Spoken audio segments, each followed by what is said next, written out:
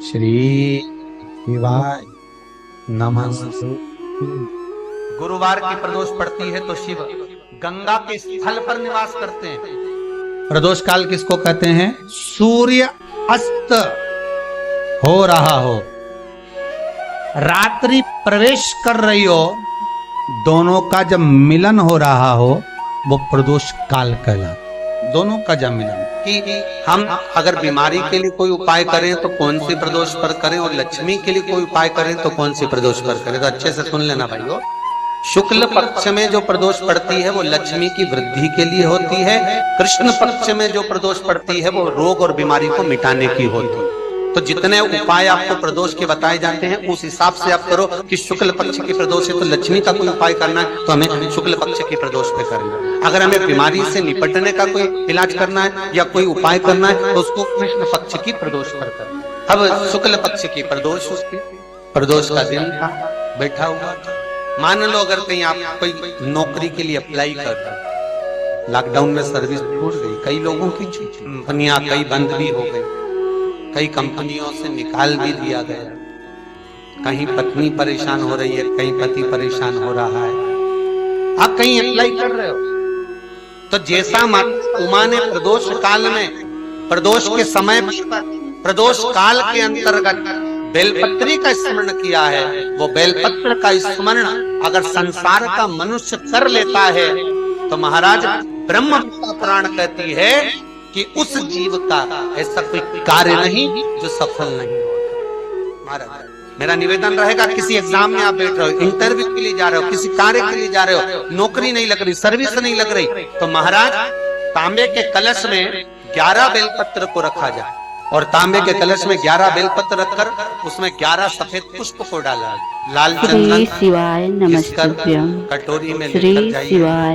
नमस्तुभ्यं। प्रदोष के दिन, शुक्ल पक्ष का जो प्रदोष पड़ जाए उसके दिन शंकर के शिवलिंग पर लाल चंदन लपेटने से पहले शंकर की जो जलाधार, महाराज ये शिवलिंग है, ये शिवलिंग है और ये पूरी गोल और ये चरण, ये जलाधार है, ठीक है। आपको पहले भी कहा है शंकर जी की पूरी जलाधारी में शंकर जी का संपूर्ण परिवार। अतः उमा का चरित्र कहता है, कोई एग्जाम में बैठ रहे हो, कोई कंपटीशन एग्जाम में बैठ रहे हो और चाहते हो कि मेरी नौकरी इसमें लगना ही चाहिए, तो लाल चंदन का लेपन आपको इस पूरी जलाधारी पर करना है। लाल चंदन का पूरी जलाधारी पर कर, और महाराज जी बैठ गया, अर्थात उसके जीवन में वो शूलता चल रही है। तो बाबा देवाधिदेव महादेव कहते हैं, ये 3 घड़ी 3 पल 3 नक्षत्र 3 समय 3 दिन में जो शूल मुझे समर्पित करता है उसके जीवन से मैं शूल हटा देता हूं। वो 3 दिन लिखे स्कंद पुराण में। महाराज बैसाख महीने में जो प्रदोष आती है, बैसाख के महीने में बहुत ध्यान से सुनना भाई, जो अपनी जिंदगी से बहुत तंग आ गए हो, परेशान हो गए हो, कष्टमय जीवन जी रहे हो, बहुत दुखी हो गए हो, उनके लिए ये स्कंद पुराण का चरित्र फिर मिले ना मिले आप प्रेम से सुन लो। आओ, पहला बैसाख महीने की प्रदोष, चाहे वो शनिचरी प्रदोष हो, चाहे रविवार की हो, सोमवार की हो, मंगल की हो, बुधवार की हो, गुरुवार की हो, शुक्रवार की हो, शनिवार की हो, कोई भी वार की हो, पर बैसाख महीने की प्रदोष, प्रदोष काल में शाम का समय सूर्य डूब रहा हो, बस डूबा ही हो, और उस समय पर सूर्य के डूबन के तुरंत बाद बाबा को धतूरे के साथ में बेलपत्री ना चढ़ाते हुए बेलपत्री के वृक्ष के 7 कांटे बाबा के शिवलिंग पर समर्पित करे जाते हैं। महाराज अपनी जिंदगी में अड़चनों को हटाने के लिए, फिर आप जिस व्यापार में उतरे, जिस व्यवसाय में उतरे, जिस नौकरी में उतरे, आप दिल से करें, आपको तरक्की मिलेगी। आप हार नहीं सकते, नीचे नहीं आ सकते, उन्नति पर ही चढ़ेंगे। एक वैशाख मास की प्रदोष, दूसरा शिवरात्रि के दिन मध्याह्न का समय। महाराज जो बड़ी शिवरात्रि होती है माघ की, बड़ी शिवरात्रि के अंतर्गत मध्याह्न का समय, दोपहर के ठीक 12 बजे, चाहे फिर वो कोई भी दिन हो हमारा, शिवरात्रि जिस दिन पड़ रही हो। अच्छी लगे तो वीडियो को लाइक, शेयर और सब्सक्राइब जरूर कीजिएगा। और ये उस दिन भी धतूरे के साथ बाबा को श्री शिवाय नमः। 7 कांटे श्री बेलपत्री के शिवाय वृक्ष के नमस्तुभ्यं। समर्पित होते हैं महाराज। श्री शिवाय इसमें आप ये वाले जो कांटे हैं जो शिवरात्रि के दोपहर 12 बजे वाले हैं, अगर कोई मदिरा पीने वाला हो, व्यसन में डूबने वाला हो, कोई जुआ खेलने वाला हो, कोई गलत वैश्यावृत्ति करने वाला या अपने मार्ग से विचलित कोई व्यक्ति है, उसके लिए भी ये कांटे बहुत काम आते हैं महाराज। दूसरा, पार्वती तेरे द्वारा तेरे नयन अश्रु से जो प्रगटा हुआ बेल का वृक्ष है, द्वितीय शूल मैं वहां धारण करता हूं, तृतीय शूल, तीसरा शूल जो वर्णन करा गया महाराज। भगवान श्रावण के महीने में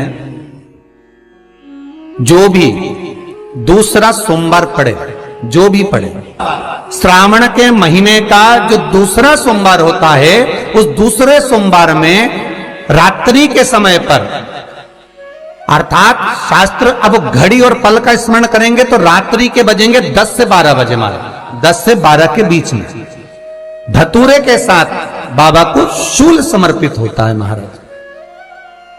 ये भी हमारी बाधाओं को, हमारी तकलीफों को, व्यापार व्यवसाय के लिए, नौकरी सर्विस के लिए, बहुत सारे एग्जाम में आप बैठ लिए, गवर्नमेंट एग्जाम के लिए बैठ लिए, नहीं हो रहा, ये 3 बार मेरे शंकर को बेलपत्री के वृक्ष के शूल समर्पित होते हैं, उसका आनंद पाना और उससे अपने को सुख प्राप्त करना।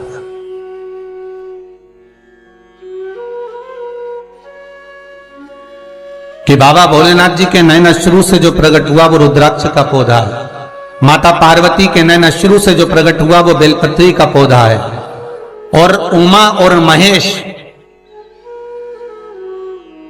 जिस महेश के वंशज है महेश्वरी,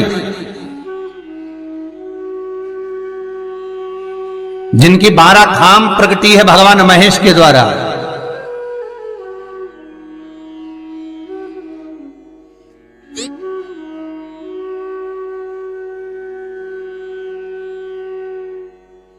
वो महेश और उमा और महेश का जो चरित्र है कि उमा और महेश का जब प्रागट्य हुआ, उमा और महेश जब दोनों आनंद में विभोर होकर जब चलते हैं और दोनों के बैठने से तप मुद्रा से जो पौधा उत्पन्न होता है वो शमी का पौधा है।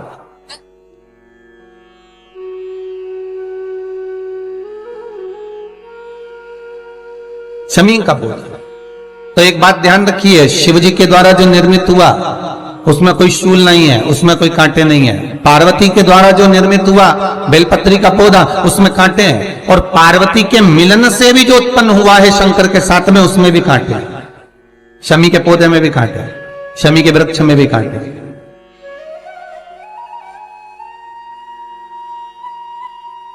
तो पार्वती जी स्कंद पुराण में प्रश्न कर रही हैं भोलेनाथ जी से कि प्रभु मुझे ये बताओ कि आपके द्वारा जो निर्मित हुआ उसमें शूलता नहीं है,